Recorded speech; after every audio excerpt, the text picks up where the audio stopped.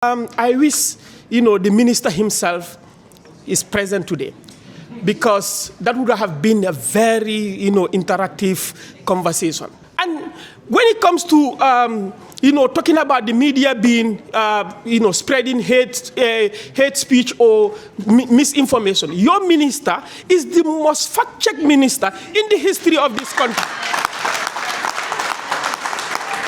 I want to thank you very much. I don't feel offended. Yes, I don't feel offended about whatever being said here, because as a public officer, I'm duty bound to come and listen and take note of what the concerned people raise. It is not personal. Let me make that very clear. The DPS of Ministry of Information, you gave reference of Alhaji Bora's case. Like, Alhaji Bora is someone who has never paraded himself as a journalist. If you understand the media work, you will understand that we have different sectors that host different programs. This is happening even in America. You have comedians have their own show. You have people hosting talk shows. QTV, they have their own, Bantaba, Kacha, something like that. GRTS also have similar program. Alhaji Bora has never paraded himself as a journalist. Kerfadu has never sent Alhaji Bora to go and cover any event. His role there is to host Badi Ya Kacha. And that program is purposely for that.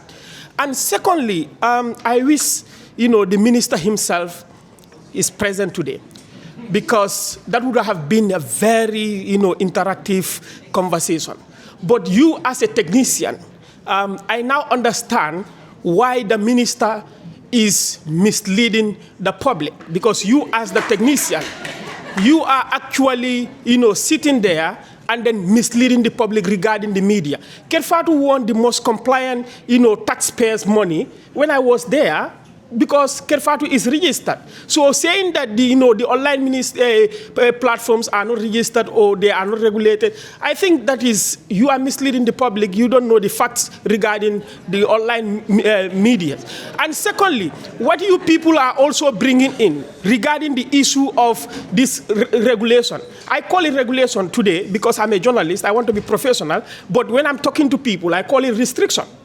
You people are trying to legalize, colonial dictatorship in a way of, bringing in a document and taking it to the parliament for parliament to enact that.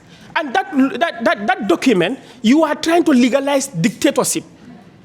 We have laws that your ministry should have advocated or spearheaded to ensure that those laws are repealed or removed from our constitution.